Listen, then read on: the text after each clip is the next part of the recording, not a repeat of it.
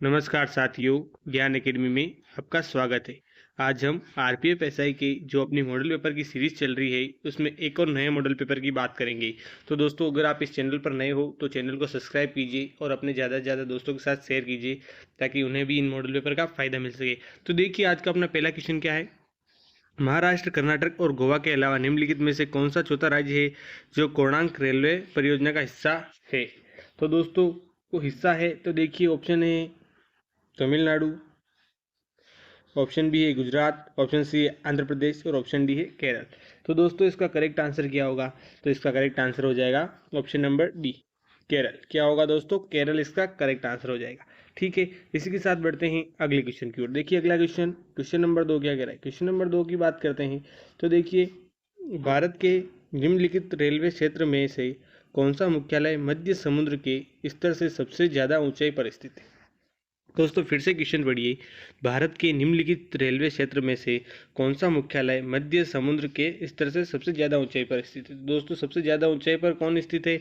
दक्षिण पूर्वी railway, option B है दक्षिण पश्चिम रेलवे, ऑप्शन सी है पूर्व मध्य रेलवे, ऑप्शन डी है पश्चिम मध्य रेलवे। तो करेक्ट आंसर क्या होगा दोस्तों, इसका करेक्ट आंसर क्या होगा, जल्दी से कमेंट बॉक्स में आंसर दीजिए। दोस्तों आपको साथ साथ आंसर भी देते रहना है, इससे आपका मोटिवेशन बढ़ेगा और आपको कॉन्फिडेंस आएगा कि आपको कितने क्वेश्चन सही हो रहे हैं।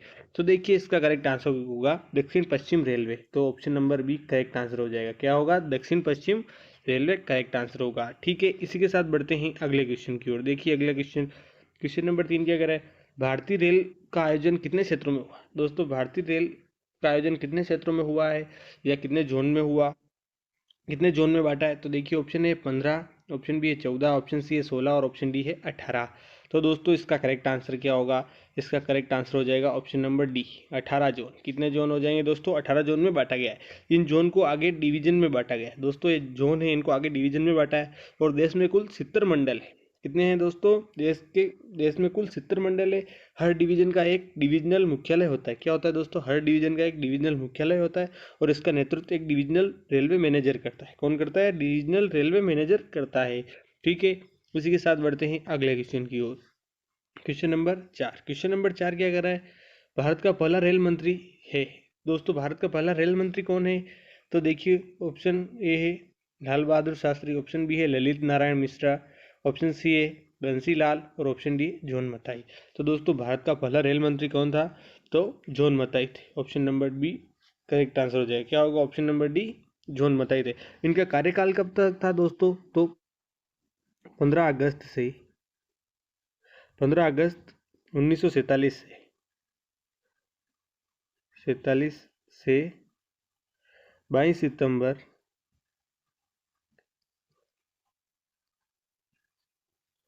1948 तक रहा। कब तक रहा, तो 15 अगस्त 1947 से 22 सितंबर 1948 तक रहा। जॉन मथाई एक प्रसिद्ध अर्थशास्त्री और भारतीय राष्ट्रीय कांग्रेस पार्टी के अध्यक्ष थे। क्या थे दोस्तों, ये एक प्रसिद्ध अर्थशास्त्री थे और भारतीय राष्ट्रीय कांग्रेस के सदस्य थे। ठीक है, और भारत की पहली महिला रेल मंत्री पूछ ले तो पहली महिला रेल मंत्री कौन थी। तो दोस्तों आपको ध्यान रखना है, ममता बनर्जी थी। कौन थी, फिर से सुन लीजिएगा कि भारत की पहली महिला रेल मंत्री तो ममता बनर्जी थी। ठीक है, वे लंबे समय तक कांग्रेस के अलग अलग पदों पर भी रही। क्या रही दोस्तों, ममता बनर्जी लंबे समय तक कांग्रेस के अलग अलग पदों पर भी कार्यरत रही थी। ठीक है, इसी के साथ बढ़ते हैं अगले क्वेश्चन की ओर। देखिए अगला क्वेश्चन क्या है, क्वेश्चन नंबर 5। क्वेश्चन नंबर 5 की बात करते हैं दोस्तों, तो भारत का पहला मुख्य निर्वाचन आयुक्त कौन था दोस्तों। तो ऑप्शन है देखिए doctor Nagendra Singh, option B है सुकुमार सेन, ऑप्शन सी है आर के त्रिवेदी और ऑप्शन डी है टी स्वामीनाथन। तो करेक्ट आंसर क्या होगा दोस्तों, भारत का पहला मुख्य निर्वाचन आयुक्त, तो इसका करेक्ट आंसर होगा option number B, Sukumar Sen. क्या हो जाएगा दोस्तों, सुकुमार सेन हो जाएगा। दोस्तों ये कब तक रहे, तो देखिए ये रहे 21 मार्च 1950 से 19 दिसंबर 1958 तक। ये आपको ध्यान रखनी है दोनों की, के दोनों का कार्यकाल, प्रथम रेल मंत्री का कार्यकाल और प्रथम निर्वाचन आयुक्त का कार्यकाल भी आपको पूछ सकते हैं। ठीक है, नाम तो पूछ ही सकते हैं, इसके साथ कार्यकाल भी पूछ सकते हैं, तो कार्यकाल भी आपको पता होना चाहिए। ठीक है, इसी के साथ बढ़ते हैं अगले क्वेश्चन की ओर। देखिए अगला क्वेश्चन नंबर 6 क्या कह रहा है। तो क्वेश्चन नंबर 6 की बात करते हैं। राष्ट्रीय सेवक संघ का निर्माण कब हुआ था। दोस्तों राष्ट्रीय स्वयं सेवक संघ का निर्माण कब हुआ था। तो ऑप्शन ए 26 नवंबर 1935, ऑप्शन बी है 15 अगस्त 1947, ऑप्शन सी है 27 सितंबर 1925 और ऑप्शन डी है 26 जनवरी 1950। तो दोस्तों राष्ट्रीय स्वयंसेवक संघ का निर्माण हुआ था, option number C correct answer होगा। क्या होगा दोस्तों, ऑप्शन नंबर सी 27 सितंबर 1925 को हुआ था। कब हुआ था, 27 सितंबर 1925। कहाँ हुआ था, तो नागपुर में। ये भी आपको ध्यान होना चाहिए, कहाँ हुआ था निर्माण, तो नागपुर में हुआ। ठीक है, इसी के साथ बढ़ते हैं अब अपने अगले क्वेश्चन की ओर। अगला क्वेश्चन क्या है, अगला क्वेश्चन है अपना क्वेश्चन नंबर 7। क्वेश्चन नंबर 7 की बात करते हैं दोस्तों। तो देखिए राष्ट्रपति देश में आपात स्थिति की घोषणा निम्नलिखित में से किसके लिखित परामर्श प्राप्त करने के बाद कर सकता है। दोस्तों राष्ट्रपति देश में आपात स्थिति की घोषणा निम्नलिखित में से किसके लिखित परामर्श प्राप्त करने के बाद कर सकता है। तो देखिए ऑप्शन है संघीय मंत्रिमंडल, ऑप्शन बी है लोकसभा अध्यक्ष, ऑप्शन सी है भारत के मुख्य न्यायाधीश और ऑप्शन डी है प्रधानमंत्री। तो दोस्तों करेक्ट आंसर क्या होगा इसका। तो देखिए इसका करेक्ट आंसर हो जाएगा ऑप्शन नंबर ए। क्या होगा दोस्तों, ऑप्शन नंबर ए संघीय मंत्रिमंडल। दोस्तों राष्ट्रपति देश में आपातकाल की घोषणा पूरे मंत्रिमंडल के लिखित परामर्श के बाद ही एक कदम उठा सकते हैं। क्या दोस्तों, पूरे जो मंत्रिमंडल है उसके लिखित परामर्श के बाद ही ये कदम उठा सकते हैं। राष्ट्रपति की यह परामर्श प्रधानमंत्री और उनके केंद्रीय मंत्रिमंडल द्वारा दिया जाता है। दोस्तों ये किसके द्वारा, तो राष्ट्रपति को यह परामर्श प्रधानमंत्री और उनके केंद्रीय मंत्रिमंडल द्वारा दिया जाता है।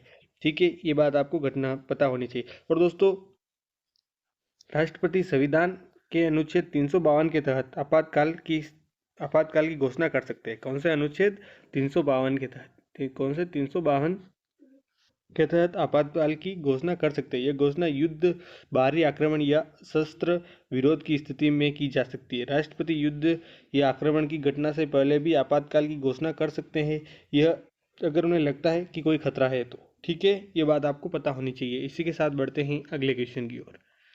तो अगला क्वेश्चन नंबर 8 किया गया है, 15वीं लोकसभा का अध्यक्ष कौन है।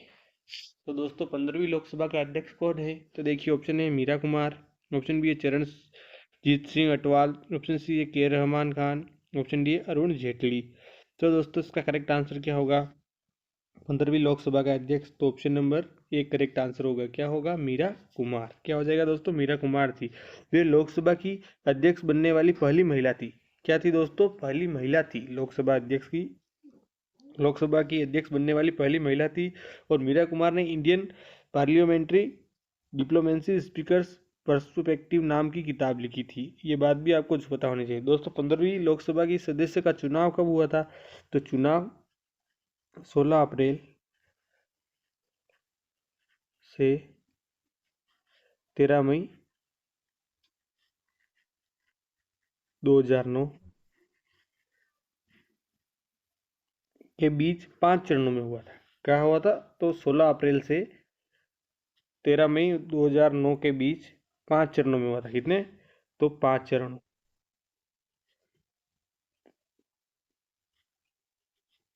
ये भी आपको पता होना चाहिए। ठीक है, और दोस्तों लोकसभा के अध्यक्ष को 5 साल के लिए चुना जाता है। कितने साल के लिए, तो 5 साल के लिए चुना जाता है। और पहले लोकसभा अध्यक्ष पूछे, भारत के पहले लोकसभा अध्यक्ष तो गणेश वासुदेव महावलंकर थे। कौन थे, गणेश वासुदेव महावलंकर। दोस्तों ये क्वेश्चन तो मैंने पहले पुराने मॉडल पेपर में ले रखा है, अगर आपने नहीं देखा हो तो देख लीजिएगा कि ये गणेश वासुदेव महावलंकर अपने जो पुराने मॉडल पेपर है उनमें क्वेश्चन ये लिया हुआ है। और उनका कार्यकाल कब तक था, तो 1952 से 1956 तक रहा। और दोस्तों इन्हें लोकसभा का जनक भी कहा जाता है। क्या कहा जाता है, लोकसभा का जनक कहा जाता है। ठीक है, इसी के साथ बढ़ते हैं अगले क्वेश्चन की ओर। अगला क्वेश्चन नंबर 9 क्या कह रहा है, निम्नलिखित में से किस समिति का पदेन अध्यक्ष लोकसभा का अध्यक्ष होता है। दोस्तों तो लोकसभा का अध्यक्ष होता है, तो ऑप्शन ए नियम समिति, ऑप्शन बी है लोक लेखा समिति, ऑप्शन सी है विशेषाधिकार समिति, ऑप्शन डी है प्राक्कलन समिति। तो करेक्ट आंसर क्या होगा दोस्तों, इसका करेक्ट आंसर हो जाएगा ऑप्शन नंबर बी लोक लेखा समिति। क्या होगा दोस्तों, पदेन अध्यक्ष लोकसभा का अध्यक्ष भी होता है, तो कौन होता है, लोक लेखा समिति का अध्यक्ष होता है। ठीक है, इसी के साथ बढ़ते हैं अपन अगले क्वेश्चन की ओर। देखिए अगला क्वेश्चन क्या है, क्वेश्चन नंबर 10। क्वेश्चन नंबर 10 क्या कह रहा है, मुद्रा आपूर्ति किसके द्वारा नियंत्रित की जाती है। तो दोस्तों मुद्रा आपूर्ति किसके द्वारा नियंत्रित की जाती है? तो ऑप्शन ए है वित्त आयोग, ऑप्शन बी है योजना आयोग, ऑप्शन सी है व्यापारिक आयोग और ऑप्शन डी है भारतीय रिजर्व बैंक। तो दोस्तों इसका करेक्ट आंसर क्या होगा? इसका करेक्ट आंसर हो जाएगा दोस्तों ऑप्शन नंबर डी, भारतीय रिजर्व बैंक करेक्ट आंसर हो जाएगा। मुद्रा आपूर्ति भारतीय रिजर्व बैंक द्वारा नियंत्रित की जाती है। ठीक है, इसी के साथ बढ़ते हैं अगले क्वेश्चन की ओर। अगला क्वेश्चन क्या है? क्वेश्चन नंबर 11, भारत में सबसे ऊंचा जलप्रपात कौन सा है? तो दोस्तों भारत में सबसे ऊंचा जलप्रपात कौन सा है? तो देखिए ऑप्शन है होगेनकल प्रभात, ऑप्शन बी है शिमला प्रभात, ऑप्शन सी है जोंग प्रभात और ऑप्शन डी है कुंचिकल प्रभात। तो करेक्ट आंसर क्या होगा दोस्तों इसका? तो इसका करेक्ट आंसर हो जाएगा ऑप्शन नंबर डी, कुंचिकल जलप्रपात। क्या होगा दोस्तों? कुंचिकल प्रभात करेक्ट आंसर हो जाएगा। भारत का सबसे ऊंचा जलप्रपात।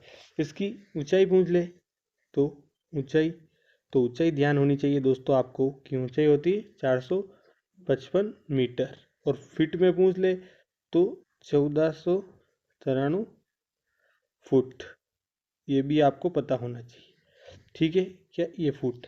ठीक है, और स्थान कहाँ है? कर्नाटक के शिमोंग जिले में है। कहाँ पर है दोस्तों ये कुंचिकल जलप्रपात? तो कर्नाटक के शिमोंग जिले में है, नदी वराई नदी पर। और नाम क्या है? कुंचिकल अब्बे भी कहा जाता है दोस्तों, इसे क्या कहता है? कुंचिकल अब्बे भी कहा जाता है। तो ठीक है, इसी के साथ बढ़ते हैं अगले क्वेश्चन की ओर। देखिए अगला क्वेश्चन क्या है, अगले क्वेश्चन की बात करते हैं। अगला क्वेश्चन क्या है? Question number 12। क्वेश्चन नंबर 12 क्या कह रहा है? भारत में किस राज्य में को चावल का कटोरा कहा जाता है? दोस्तों भारत में किस राज्य को चावल का कटोरा कहा जाता है? तो ऑप्शन है तमिलनाडु, ऑप्शन बी है आंध्र प्रदेश, ऑप्शन सी है कर्नाटक और ऑप्शन डी है केरल।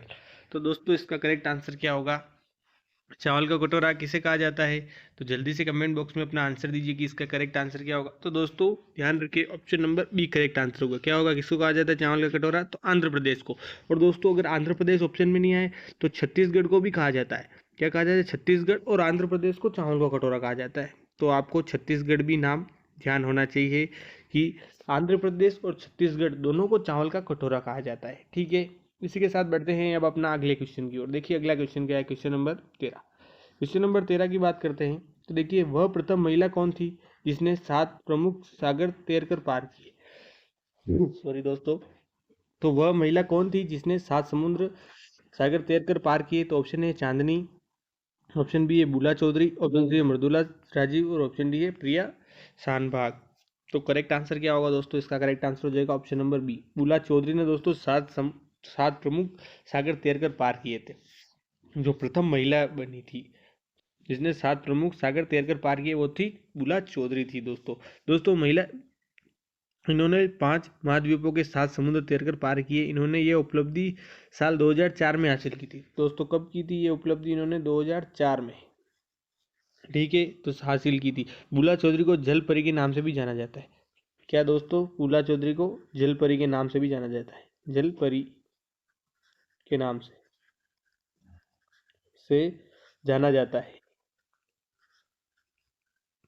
ये बात आपको ध्यान होनी चाहिए दोस्तों। ऐसा क्वेश्चन आ सकता है कि जलपरी के नाम से किसको जाना जाता है, और ऑप्शन दे दे तो आपको पता होना चाहिए कि बुला चौधरी को कहा जाता है, जलपरी के नाम से जाना जाता है। उन्हें अर्जुन पुरस्कार और पद्मश्री पुरस्कार से सम्मानित किया जा चुका है दोस्तों। उनको अर्जुन पुरस्कार और पद्मश्री पुरस्कार से सम्मानित किया जा चुका है। साल 2003 में उन्हें Dhyanchand lifetime achievement award भी दिया गया दोस्तों। साल 2003 में इन्हें ध्यानचंद और लाइफ टाइम अचीवमेंट अवार्ड भी दिया गया था। ठीक है, इसी के साथ बढ़ते हैं अगले क्वेश्चन की ओर। अगला क्वेश्चन क्या है? Question number 14। देखिए क्वेश्चन नंबर 14 क्या कह रहा है? भारत में राष्ट्रीय आय का आकलन सबसे पहले किसने किया था? तो दोस्तों भारत में राष्ट्रीय आय का आकलन सबसे पहले किसने किया था? तो ऑप्शन ए महल नोमिस, क्या है? महल नोबिस, ऑप्शन बी है दादा भाई नौरोजी, ऑप्शन सी है VKR वीराव और ऑप्शन डी है सरदार पटेल। तो दोस्तों करेक्ट आंसर क्या होगा? राष्ट्रीय आय का आकलन सबसे पहले किसने किया था? तो option number B correct answer हो जाएगा, दादा भाई नौरोजी ने किया था। कब किया था? तो 1867 में, 1867 में किया था। ठीक है दोस्तों, इन्होंने प्रति व्यक्ति आय 20 होने का अनुमान लगाया था। क्या लगाया था? प्रति व्यक्ति आय 20 होने का अनुमान लगाया था। ठीक है, इसी के साथ बढ़ते हैं अगले क्वेश्चन की ओर। Question number 15। देखिए क्वेश्चन नंबर 15 क्या कह रहा है? तो राष्ट्रीय आय किससे निर्मित होती है? राष्ट्रीय आय किससे निर्मित होती है? तो ऑप्शन ए किसी धन उत्पादक गतिविधि द्वारा, ऑप्शन बी है किसी श्रमशील गतिविधि द्वारा, किसी लाभकारी गतिविधि द्वारा और ऑप्शन डी है किसी उत्पादक गतिविधि द्वारा। तो दोस्तों इसका करेक्ट आंसर क्या होगा? राष्ट्रीय आय किससे निर्मित होती है? तो किसी उत्पादक गतिविधि द्वारा। किससे होती है? किसी उत्पादक गतिविधि द्वारा। तो option number D correct answer हो जाएगा। ठीक है, इसी के साथ बढ़ते हैं अगले क्वेश्चन की ओर। देखिए अगला क्वेश्चन क्या है। अगला क्वेश्चन कह रहा है एक व्यक्ति 1 रुपये में 20 वस्तु बेचने पर 20% लाभ कमाता है। दोस्तों 20 वस्तुएं बेचने पर 20% लाभ कमाता है। तो बताओ उसने 1 रुपये में कितनी वस्तुएं खरीदी थी। तो देखिए दोस्तों 20% कितना होता है? 20% मतलब होता है 1/5। तो दोस्तों ये क्रय मूल्य मान ले और ये विक्रय मूल्य। तो दोस्तों माने कि उसने 5 रुपये में कोई चीज़ खरीदी और 6 रुपये में बेची। ठीक है, तो उसे कितने का लाभ हुआ? देखिए 1 रुपये में 20 वस्तुएं बेचने पर 20% का लाभ होता है। तो बताओ उसने 1 रुपये में कितनी वस्तुएं खरीदी थी। तो 1 रुपये में कितनी वस्तु खरीदी थी? तो देखिए दोस्तों पहले तो क्रय मूल्य बता दें 20% लाभ। तो इसको यहाँ पर 5 से और इधर 6 से करेंगे तो ये अगर तो देखिए 1 रुपये में कितनी वस्तुएं खरीदी। तो देखिए अब अगर इसको अगर इंटू 4 करते हैं, 5 इंटू अगर 4 करें, क्या करें 5 इंटू 4 तो कितना आता है? ये 20। तो अपने को 20% का लाभ। और अगर 6 इंटू 4 करेंगे तो कितना आता है? 24। तो दोस्तों कितनी वस्तुएं खरीदी होगी 1 रुपये में? उसने 1 रुपये में 20 वस्तुएं बेचता है। तो ये जैसे 5 रुपये में 5 इंटू 4 किया तो 20% का लाभ हो गया उसको। और 1 रुपये में कितनी वस्तुएं खरीदी? तो दोस्तों 1 रुपये में कितनी? 24 वस्तुएं खरीदी थी। तो option number B correct answer हो जाएगा। ठीक है, इसी के साथ बढ़ते हैं अगले क्वेश्चन की ओर। देखिए अगला क्वेश्चन क्या है। अगला क्वेश्चन कह रहा है 6,000 पर 10% वार्षिक दर से 2 वर्ष का चक्रवृद्धि ब्याज होगा। तो दोस्तों 2 वर्ष का चक्रवृद्धि ब्याज बचाना है तो सबसे पहले अपने को मिश्र धन ज्ञात करना होगा, चक्रवृद्धि मिश्र धन ज्ञात करना होगा। तो उसके लिए देखिए दोस्तों पी कितना दिया हुआ है? 6,000 और आर कितना दिया है? 10% और समय साधारण वर्ष दे रखा है तो कुछ करना ही नहीं है, ये 2 वर्ष हो जाएगा, 2 ईयर। देखिए अब क्या करते हैं चक्रवर्ती मिश्र धन ज्ञात करने के लिए, ये मिश्र धन बराबर क्या करते हैं 6,000। दोस्तों फॉर्मूले से नहीं अपन डायरेक्ट कर रहे हैं। तो 2 वर्ष के लिए तो कितना 10%, तो 110/100 इंटू 110/100 2 बार होगा।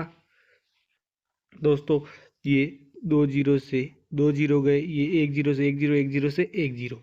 दोस्तों अब क्या करना है 6 इंटू 11 करेंगे तो कितना आंसर आएगा अपने मिश्रधन आ जाएगा 7,260 रुपये। कितना आ जाएगा? 7,260 रुपये। अब चक्रवर्ती ब्याज ज्ञात करना है।